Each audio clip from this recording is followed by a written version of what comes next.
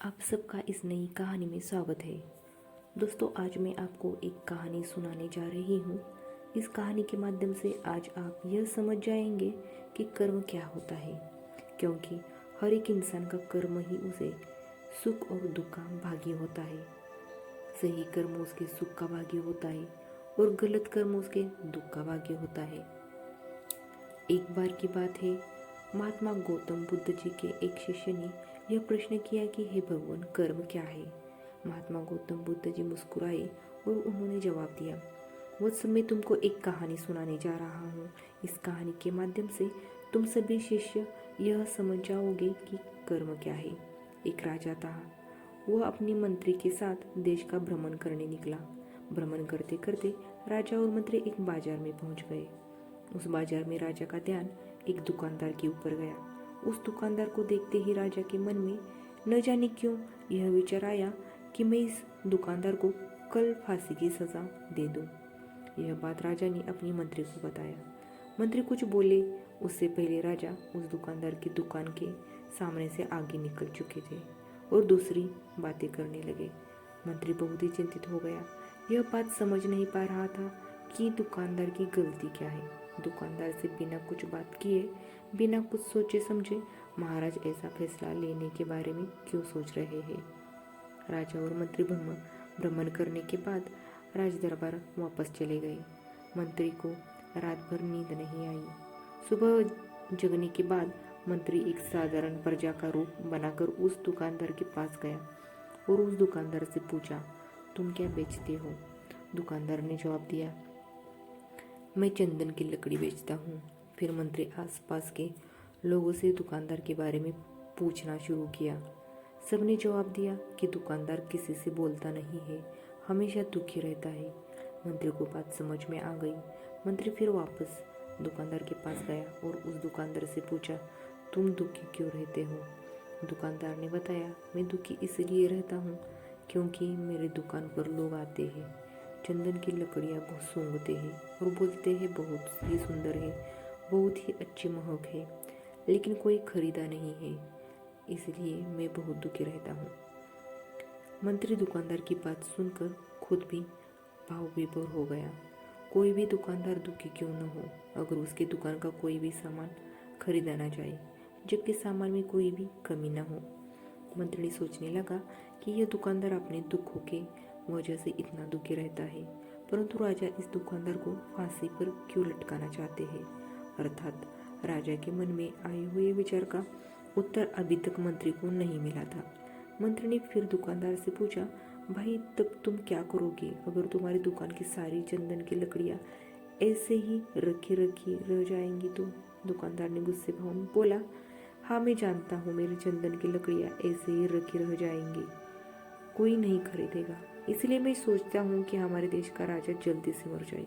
अगर वो जल्दी से मर जाता तो मैं उस राज्य दरबार में उस राजा के दाह संस्कार के लिए अपनी चंदन की लकड़ियाँ देता, जिससे मुझे कुछ पैसे मिल जाते और इस बाजार के अलावा बाकी के लोगों को भी मेरी चंदन की लकड़ी के बारे में पता चलता, तो फिर शायद कुछ न कुछ लोग मेरी दुकान से ज़रूर खरीदने आते चंदन की लकड़ी।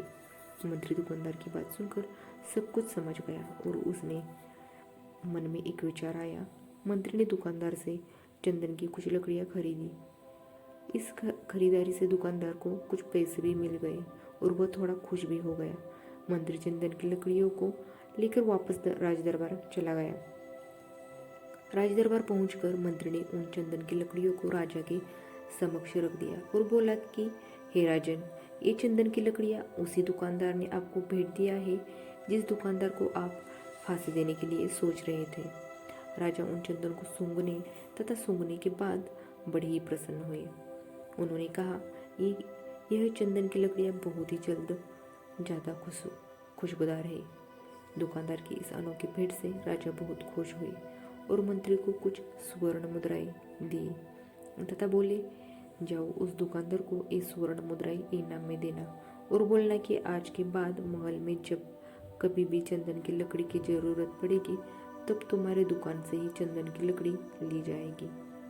मंत्री जी मुस्कुराने लगे तथा यह सोचने लगे कि अब तो राजा के मन में उस दुकानदार को फांसी देने का विचार आ नहीं आ ही नहीं सकता, क्योंकि अब तो हमेशा राज दरबार के लिए चंदन की लकड़ियों का इंतजाम की जिम्मेदारी उस दुकानदार को भी जो मिल गई है। मंत्री स्वर्ण मुद्राओं को लेकर वापस दुकानदार की तरफ चल दिया।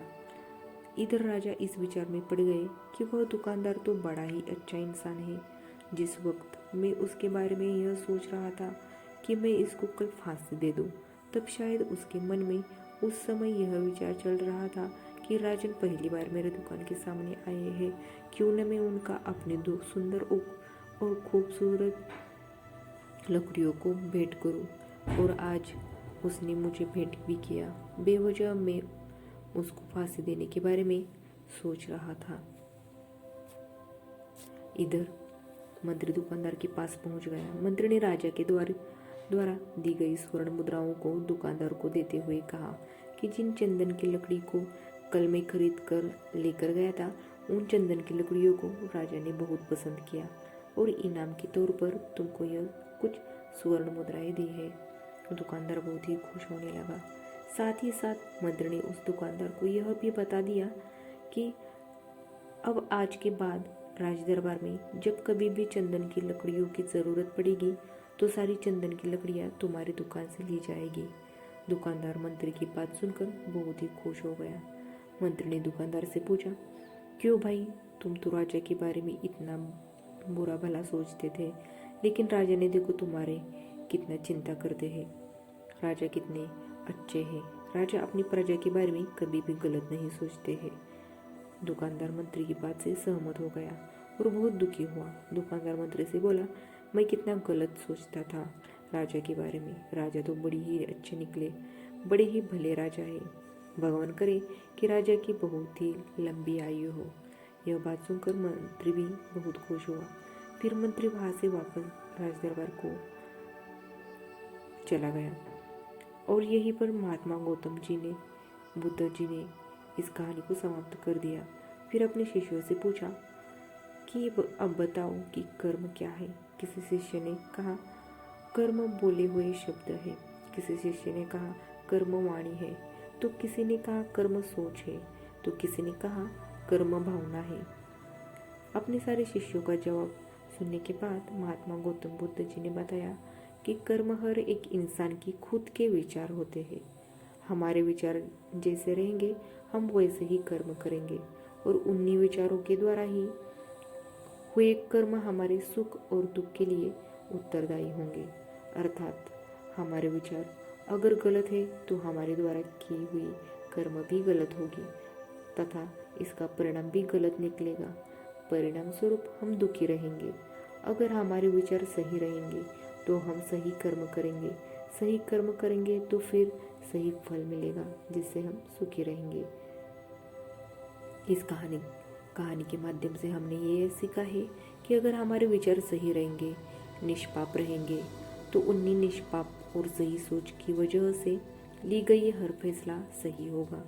जब सही फैसला लेंगे तब वो हमारे द्वारा किए हुए सही कर्म होंगे। जब सही कर्म होंगे तो परिणाम सही मिलेगा, जिसकी वजह से हम सुखी रहेंगे, हम खुश रहेंगे। तथा इसी जगह पर अगर हमारे विचार गलत रहेंगे तो हमारे द्वारा ली गई फैसला भी गलत होगा और किया गया कर्म भी गलत होगा, जिसे दुष्कर्म कहा जाता है। और उन्हीं दुष्कर्म की वजह से परिणाम भी गलत मिलता है। जब दुष्परिणाम मिलेगा तब हम दुखी रहेंगे और परेशान रहेंगे। तो कर्म का मंत्र है, सही कर्म सुख देगा, दुष्कर्म दुख देगा। उम्मीद करती हूँ कि ये कहानी आप सबको अच्छी लगी हो और इस नई कहानी से आपको कुछ सीख मिली हो। कहानी को सुनने के लिए आप सबका धन्यवाद। आप सबका मंगल हो।